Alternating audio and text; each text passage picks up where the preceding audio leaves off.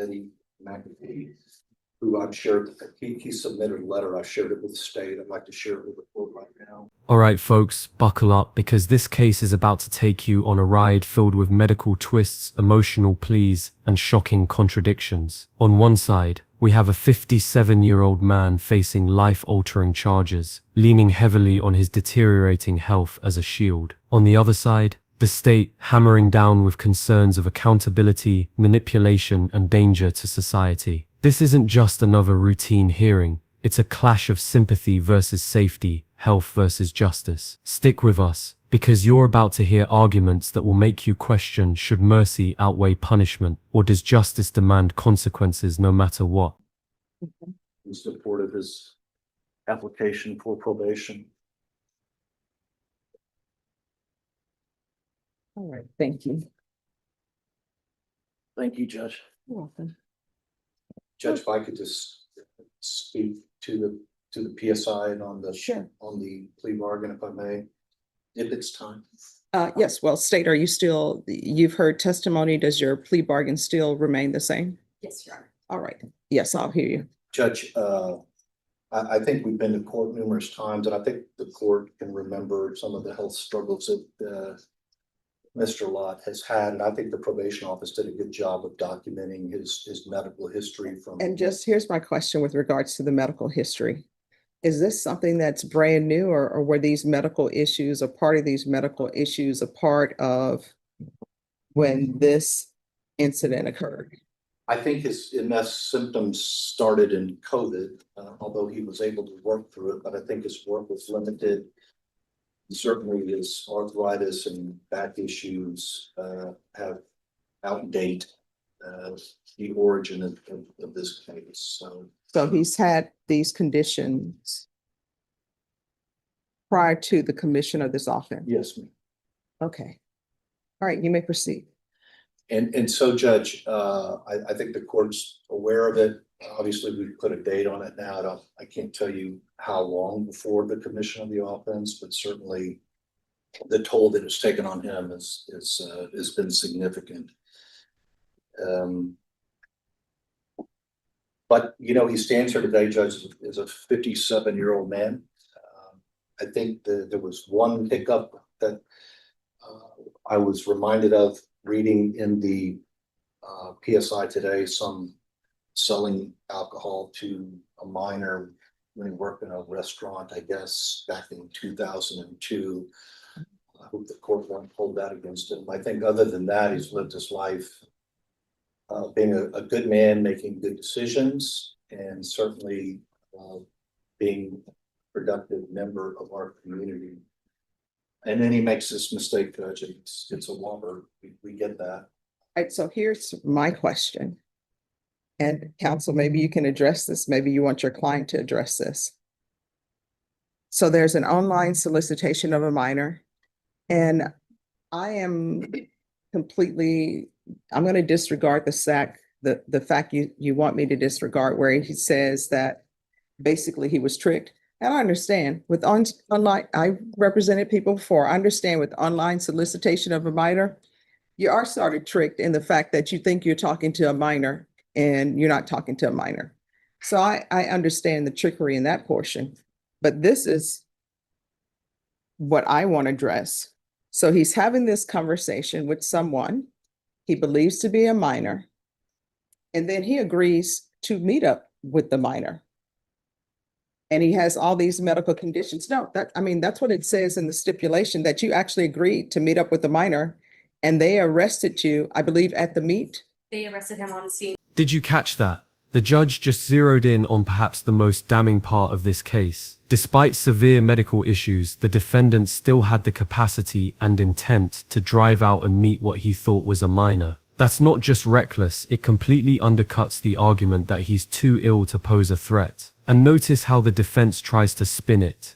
He wasn't feeling that bad that day. Viewers, what do you think? Does deteriorating health erase the gravity of what he was about to do? Or should the decision to show up at that meeting seal his fate? Where the undercover cop and Mr. Lott agreed to meet. So he has medical issues. He has the MS, as you're saying, arthritis, all of these chronic issues. but he is holding a conversation with someone he thinks is a minor, and then he goes to meet up with a minor with all these conditions. Well, Judge, if you're asking us to make an excuse to him, No, I mean, I'm just- he's guilty to it. No, I understand he's pled guilty, but I'm trying to figure out the status of his medical issues. Well, Judge, I don't know whether he was, you're asking me if you felt okay to meet up that day or what the situation is. I can tell you that, he's not feigning his medical issues. Oh, no, I believe his medical issues are real, based upon the PSI and based upon issues that he's had when he's in the courtroom. Very I'm just trying to look at him globally so that I can make an appropriate decision on punishment in this case. Well, I don't know exactly what the court's looking for. I certainly think he had medical issues that day, at that time during his life. Now, whether he felt okay to get into a car and go to a meeting, sounds like he did. So, but I can tell you that was how long ago?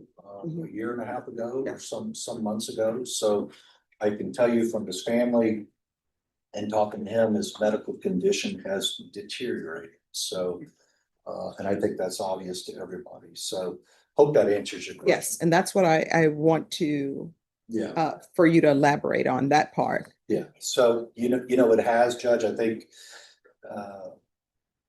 you've seen it. I think these ladies, to the best of their ability, have articulated that. As his wife said, he's homebound. Mhm. He has nowhere to go. She's in charge of his phone. He's not going anywhere. He's lost his insurance, so he's at the mercy of the state. I think that if he were not taking this serious, then he would have violated the conditions of his bond, and it would have been a nuisance to the court a long time ago. So this mistake happens. He was afraid of losing his family. He's been able to maintain a relationship with his family, except time doesn't do anything with him except make his health worse. So I think medically, Judge, he's a good candidate for probation. I think, quite frankly, if he would go into the system, he's a burden to the system. That's not making an excuse for his behavior. But if the court wants to look at this situation globally, he's got a support group. He's going to have to register as a sex offender. His health is deteriorating. It's not going to get better. He has his wife lives at home with him. His sister's in his life every day. Brother, from this letter, has asked the court to not lose sight of one bad decision in a man's life, but perhaps to punish him for his goodness as well, because he's not a man with a criminal history, no drug or alcohol problem. I think it was a mistake that the court has seen a lot of men make. He made it, and as his family and the very strong women in his life have stated, they don't expect that he'll make another mistake. They just want the opportunity to care for him in these years of need and take care of him. And that's all we can offer the court. All right, state.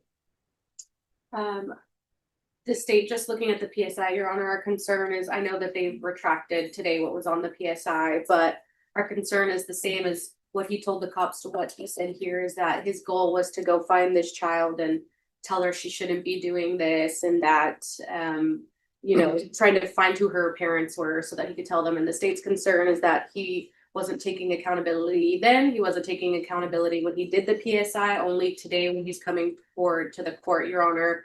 And that the excuses for the types of conversations that he was having with what he believed to be a 14-year-old girl on the internet, and then proceeding to meet up with that individual that he believed was a 14-year-old minor. That's just the state's concern, Your Honor. He had these health conditions. While they may have deteriorated, he had them. He drove a car. He went to meet this individual, Your Honor, and that's pretty much all the state has, Your Honor. All right. Counsel. All right, this is what the court is going to do. And the court is taking in consideration your lack of history. The court is taking in consideration your medical conditions.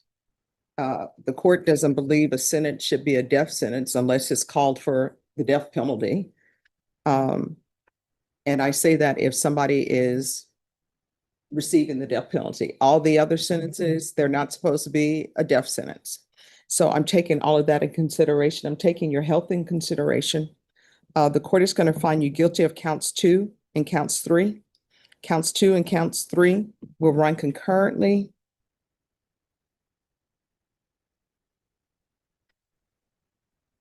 There should be Chapter 62 registration, and the court will sentence you to 2 years in each cause number. Did you review the document entitled Trial Court Certification of Defendant's Rights to Appeal with your attorney? Did you understand it and sign it? All right, because it's a plea bargain agreement, because I followed your plea bargain agreement, and because you waive your right to appeal, you do not have the court's permission to appeal. Good luck to you. You're welcome. Who's here on Alexander Roca? All right. Court is calling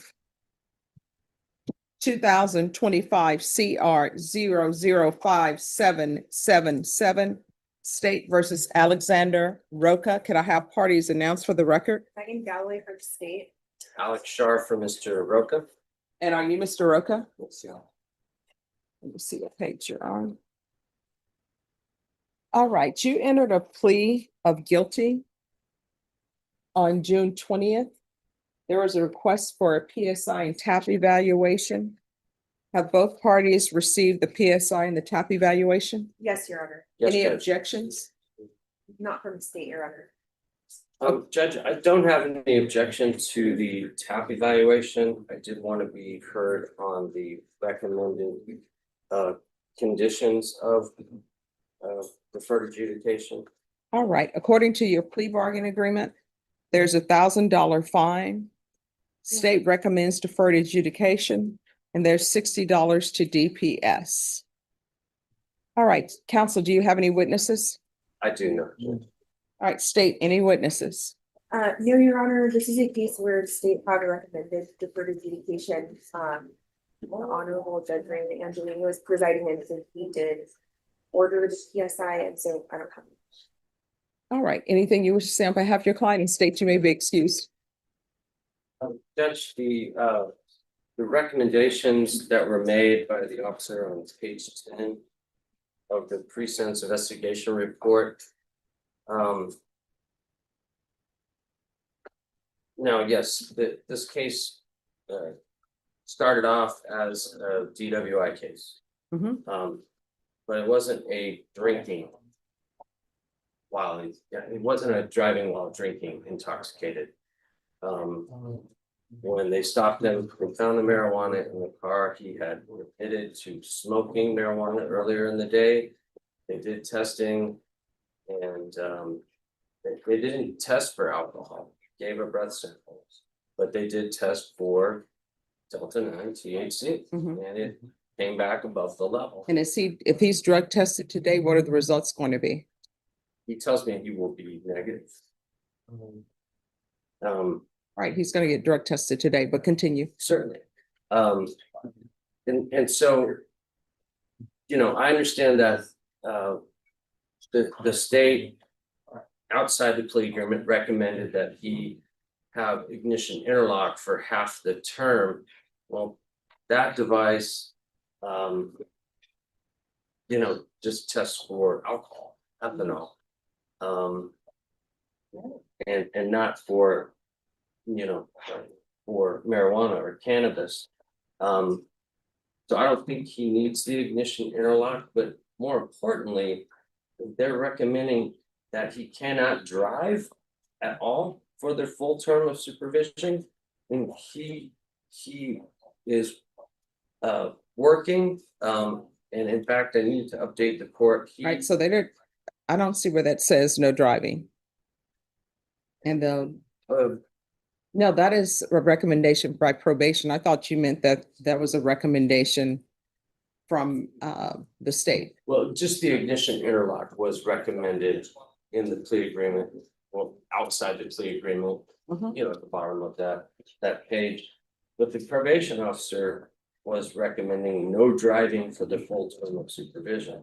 You know, he has, he's living with the mother of his children, they're together. He does have training as a barber, but within the last 3 weeks, he started working for Vivint, which is a home security company. He's a salesman for them. He works Monday through Saturday. And that's the type of job he's doing now. He needs to be able to drive. He needs to be able to, for work and to take care of his family. Mother's children also works 50 hours a week. And so they're doing everything they can to live and take care of their young ones. And so really, I don't have any objections to the TAP evaluation. I would just ask the court to not impose the ignition interlock. All right, let's do this. You say you're gonna be negative? All right, so I'm gonna have you go do a drug test and then we'll come back and I will make a decision on your application. Ms. Abrams, could you have him go do a drug test with Deanna? All right. Thank you. They'll let you know where you need to go. All right, who's here on Jose Escalante? It's clients here. Okay, Good afternoon, Your Honor. good afternoon. We're dressing appropriately. Yes, ma'am. Judge, this is the latest supplemental report and I have an update from that report. Okay. That report was basically alerting the court that Mr. Escalante was coming out positive on some UAs. Since the latest report, the last 2 UAs have been negative. And the TAP was completed, recommended intensive outpatient treatment. The amended conditions were assigned for intensive outpatient treatment. So we're just waiting for him to be enrolled in that. Oh, excuse me. They said on the 19th, I go. Okay. 19th, I go for All right, so here's the thing. Yes, ma'am. When you're on probation, you cannot use marijuana, you understand? Yes, ma'am. There are limited circumstances where you're allowed to use marijuana, but you'll need a prescription and all of that. Do you understand? And that's what I wanted to ask. I was gonna get the prescription, but then I talked to my probation officer because I have been going to the, what is it, the army, for the enlistment to go get enlisted. And they told me to accept me. The only thing that I have to do is to get let go by y'all or have a pardon by you. They said they can't, I talked to them about my tattoos. They gave me a pamphlet for the tattoo removal. I already got that set up, but I wanted to come talk to you first to see if there's any way possible I can be able to be enlisted to them. I didn't want to go, but my probation officer said that this would be the perfect time to be able to talk to you. Oh, well, talk to me. So the military, you're saying the military will accept you? Yes, ma'am. I went to the Marines, I went to the Navy, and I went to the Army. And both the Navy and the Marines said that they couldn't accept me because of my background and then my tattoos. And I told them I'll get them all removed. And they said, well, we got to talk to you first. And I went to the Army and all of them told me that we'll help you, but we just can't stand in the courtroom with you because some law that passed or something like that. But they said they're all for me. I just got to get let go by y'all. They gave me a pamphlet for the tattoo removal. They said they do it for free. My probation officer, she gave me a pamphlet. She said that they do it for free and everything like that. So when are the tattoos gonna be removed? When? As soon as you give me the permission to do it. I already started doing like lightening in it because I tattoo myself and there's this tattoo thing, it's called ink tone, skin toning. So I started removing some of them, getting lighter, but I'm gonna go through the tattoo removal, but I wanted to go through you first. Oh, all right. So can I see the state on this case? Yes, sir. So he has this, he's on deferred, I think, And then for this offense. And so he's saying the military will accept him, but they want the tattoos removed. and this case taken care of. So here's my question for the state. So if he were to remove his tattoos, which they're demanding that he do, and if we have proof that he's actually signed up to go into the military, would you all consider releasing him for probation? But he'll have to have a signed contract with the military. It won't be a wing and a prayer from us saying, okay, we're gonna remove you. No, absolutely. Judge, what is the last name on this? Oh, it's Escalante, Jose Escalante. So what I can tell you, if the state has no objections, what will end up happening is you will get the tattoos removed. You will go to the military, they can zoom in, you will sign on the dotted line for the military. And if the state has no objections, you'll be done with this case and you'll be in the military. Thank you. That'll be a blessing. But the state has to agree, which I think perhaps if you're signed up and you're actually in the military, because we've had this happen before, Stage. where they sign the contract on that end and it's signed, because once you sign on the dotted line in the military, you're in the military, and then we'll take care of this. Is there any way possible I could take them a paper showing exactly what you just told me? No, what ends up happening is we've had them zoom in before. You can ask Ms. Ferguson, they will zoom in. I will talk to them. Oh, like it automatically goes to the army telling them that? Yeah, if Oh, you're that's a recruiter, Awesome. yes, they will zoom in Thank you. and then I will speak to them. Awesome. Thank you. I have a couple of questions. Yes. Okay, so are you working currently? Yes, I'm working. I just got this temp job. I've been working a lot of temp jobs because really I'm self-employed. I do tattoos, but my probation officer told me I mandatory to get a job. So they just hired me at Redondo Precast. And so, When I go and list them, that's gonna be the first things to do all the way to the wrist bone and to the collar. Or when I salute, I have my uniform on, they told me. are they aware that you have like a prior felony?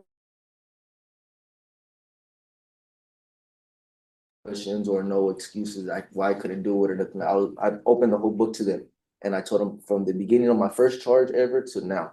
And they said, well, we'll accept you. We don't got no problem with that. And we'll go to bat for you. We just can't go up to the courtroom and speak for you or be by the side of you or give you a letter or nothing like that. You have to be done with the judge, talk to the judge first and then go.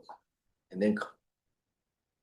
And I And know. so what we did for the last person is the recruiter, they zoomed in. That I was on. Yeah, So so, I'm not making any promises. I would keep an open mind and consider it at the time that he's, you know, there. yes, after the tattoos are removed and we can have his enlistment officer appear.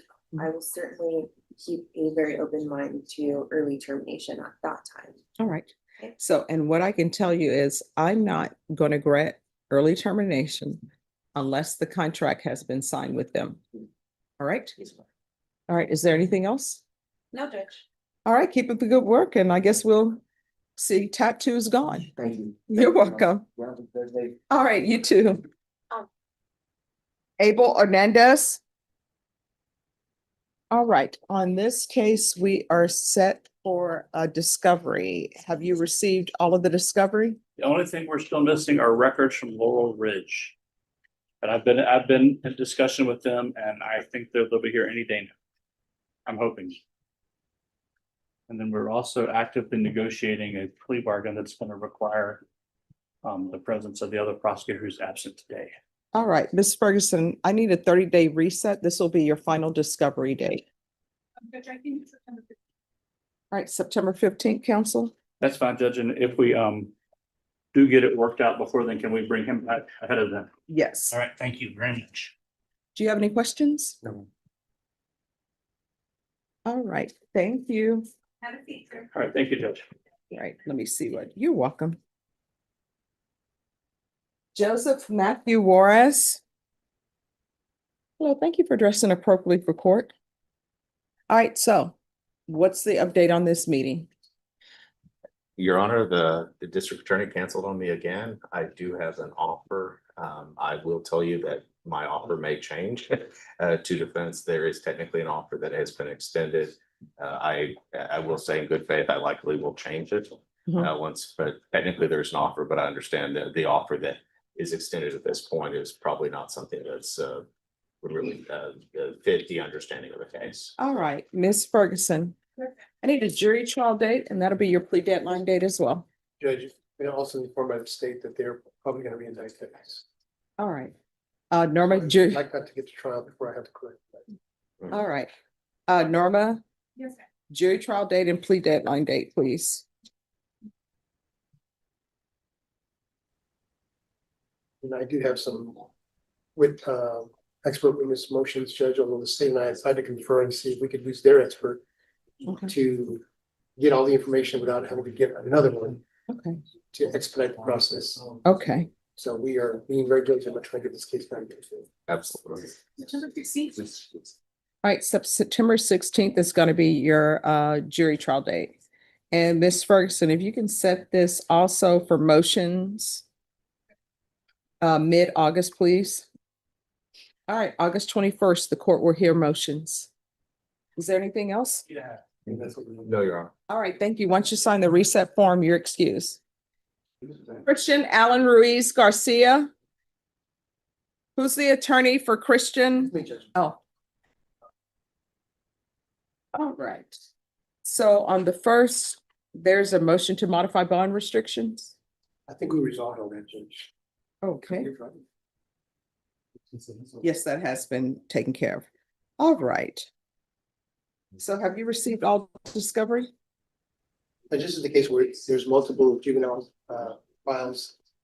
Duffy and I have been trying to work on it ever since the last time we were here. As you know, he's not here anymore. So there still hasn't been a resolution, and I think the state's position, not necessarily this prosecutor, but the juvenile prosecutor's position is they're just not gonna do this. So. we're All right, trying so to- I thought we were supposed to have a hearing with them. We did. And Well, I know voted. they were by Zoom saying they're not gonna give it, but I said subpoena it. We did. And I don't think their position hasn't changed. I don't care. They're basically telling the court, doesn't matter what you tell us, we're not giving you. Oh, yeah, we'll see about that. But we're trying to get around that problem by seeing if we can resolve these other cases, and we've been exchanging information and trying to get there. So I hate for us to spend way too much time on that issue if there's nothing to resolve the case. And Mr. Garcia just got indicted 6 weeks ago, Judge, so I think we've done a lot of work in a very short time in these cases. I've shared information with the state today for the first time that they didn't have before, in the Mhm. hopes of helping them evaluate their case. Okay, I'm trying to find this in my notes. Just 1 second. All right, so I would suggest file a subpoena and subpoena the documents, and they'll have to file a motion to quash, and we'll have a hearing, and they'll have to be here. Okay, Judge, can I Yeah. have a week or 10 days before I do that so I can make sure that there's not a way we're gonna resolve it and avoid that? Sure, we can recall it for, I'm sorry. yes. I think we are, because I can't make an informed decision without having those documents either. And I mean, I've tried to facilitate between this subsection of the office and that subsection of the office, and even in other cases, they just won't provide me with the discovery.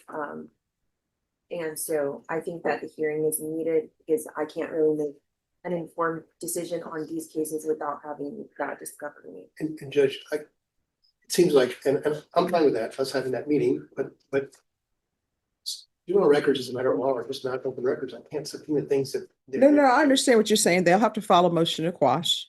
I mean, people, you can file a subpoena on whatever you want to subpoena, and then people will respond to it with a motion to quash.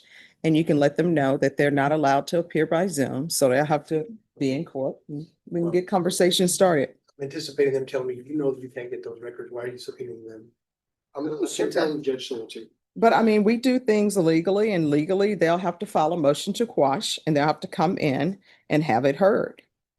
I understand it, Yeah. but there's also this idea that I shouldn't be filing motions that I don't have a good faith belief that I could even get, Mhm. right? And obviously I don't have a good faith belief I'm gonna get anything. I know I'm not gonna get anything, Mhm. but I will do it because the court's asked me to do it. All right, so we'll be back on, because who knows, they'll show up and maybe they can tell you all things as opposed to giving you documents. So we're going to come back on August 21st for motions. All right, Thank you. thank you. Who's here on Freddie Gonzalez? We are adjourned.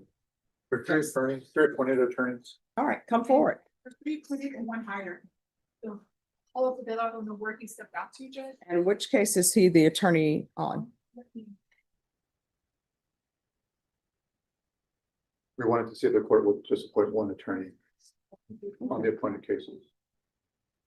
To avoid any confusion. Page 5, Judge, What's the charge that he's on? unauthorized use of and the theft of property. All right, so who is here on the possession with intent to deliver 4 to 200 grams? Possession as well, Judge. Yeah, I have that, are we referring to a case number 2025 CR 009295? Yes. That would be me, Judge. That's the one of the 12 that I'm on. All right, so you're on that one. Yes, sir.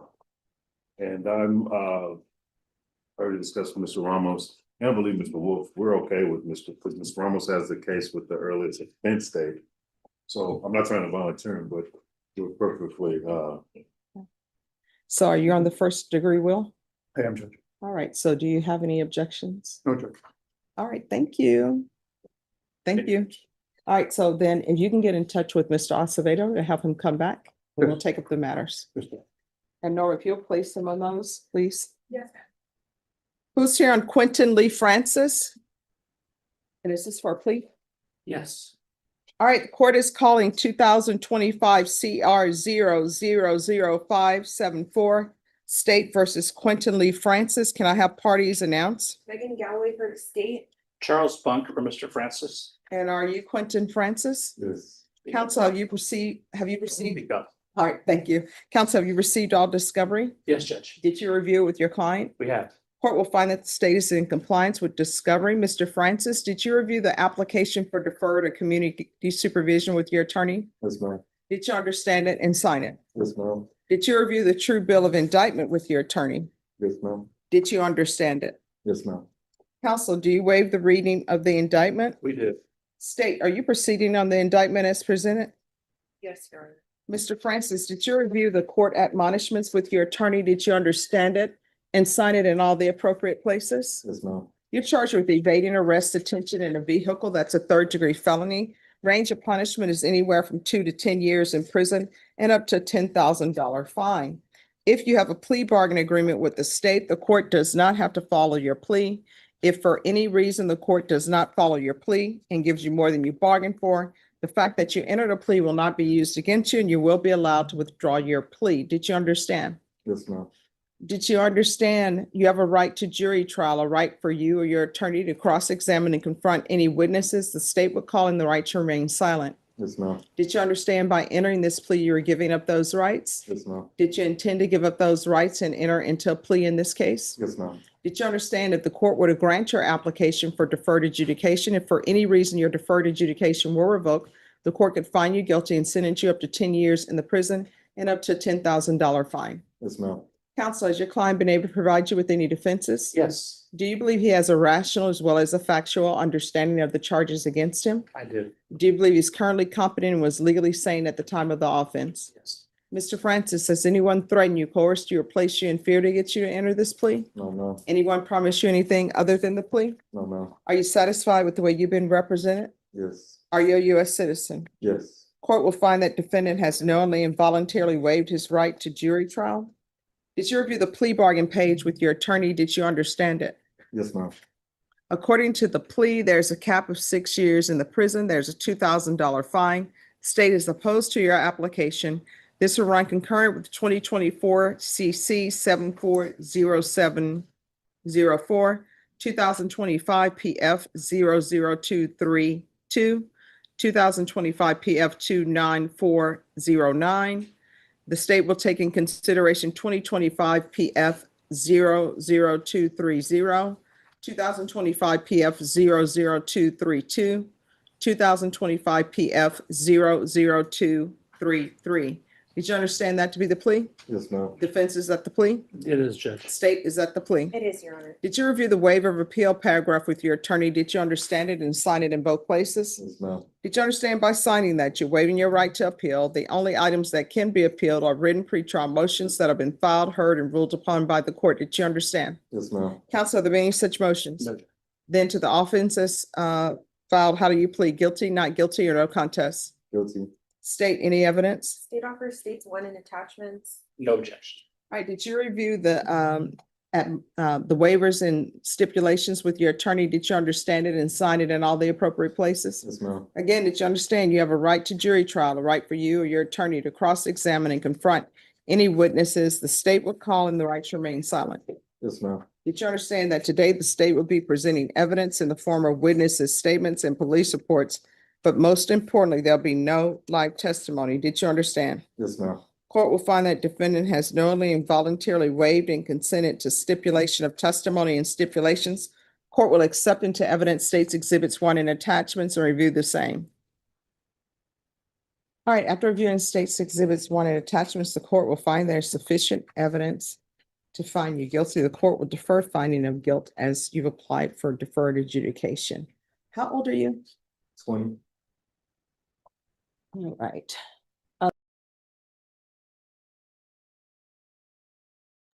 I understand Yeah. the need for the punishment. I do. Mhm. But I think when we look long-term, something like ISF would be more beneficial to him in the long run than just the jail sanction followed up by outpatient. All right, so are you waiving PSI? We will waive PSI that, Judge. All right, so these are your choices. These are the only choices you have. There is no other choice, so don't come to me for a third choice. Either choice you make, you're gonna end up going into custody. Do you understand? Yes, ma'am. So your choice is 6 years in the prison, or either I will give you your deferred adjudication, but your deferred adjudication is gonna be for 8 years. And then you're gonna do time in ISF. Those are your only choices. There are no other choices. So which do you prefer? Deferred adjudication. All right, so this is what the court is gonna be. There's 8 years deferred adjudication. There's to be no driving until further notice. How far did you go in school? To the 9th grade. Hmm? The 9th grade. Why are you dropping out of school? I stopped going to school whenever COVID happened. I just didn't go back. All right, there's gonna be 200 hours of community service restitution. 100 of those hours will be waived if he obtains his GED, some type of trade school or higher level education. And if you're drug tested today, what would the results be? Negative. There's going to be regular reporting by Zoom or in person, regular random UAs. There's going to be proof of employment within 45 days of release. No employment as a home health care provider or with minors. There's to be the defensive driving course.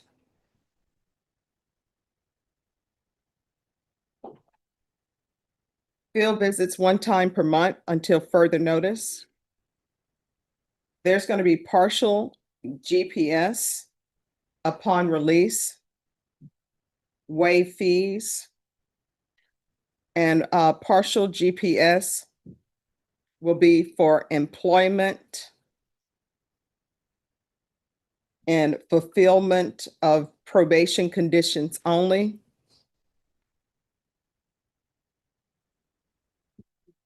Taking in consideration 2025 PF 00230, 2025 PF 00232, 2025 PF 00233.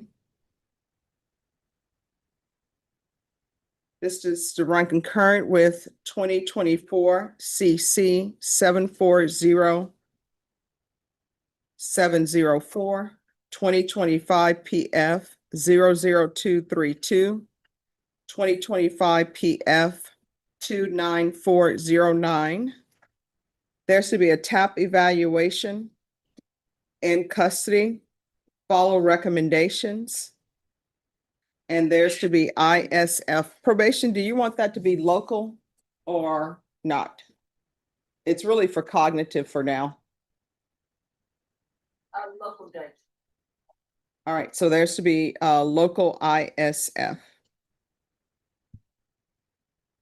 And there's a $2,000 fine, and that will be probated. And there's to be no unsupervised contact with minors. All right, is there anything else? Probation? Is there anything else you need from the court to be successful? Mother, is there anything else he needs? All right, did you review the document entitled Trial Court Certification of Defendant's Rights to Appeal with your attorney? Did you understand it and sign it? Yes, ma'am.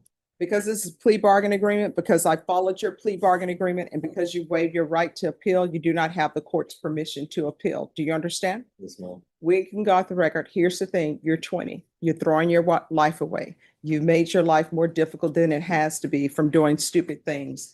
If you would have had an accident in your mother's car and you're not on her insurance, guess who would have had to been paying for that out of pocket? She would have had to been paying for that because she gave you permission to use her vehicle. Do you understand? Yes, ma'am. If you continue the way you are continuing, only one or two things is going to happen. Either you're going to end up in prison, right? And I don't think you like prison because prison would not be good for you. Do you understand? Yes, ma'am. And there are people who are in prison who, some people there just want to do their time, but then there are some people who want to make their time, other people's time as miserable as their time. Do you understand? Yes, ma'am. So you better get your life together. If not, you're going to end up in prison. Do you understand? Yes, ma'am. All right, good luck to you. Thank you, Judge. No, we'll be excused. Freddie Gonzalez. All right, so who's the prosecutor on Freddie Gonzalez? Okay. And where are we on this? The state was the tender and offer state. Were you able to tender an offer? Judge, I have not tendered an offer as of yet. Apologies for that. I was conferring with Mr. Ramos and Mr. Acevedo. And there's still a little bit of discovery that's outstanding.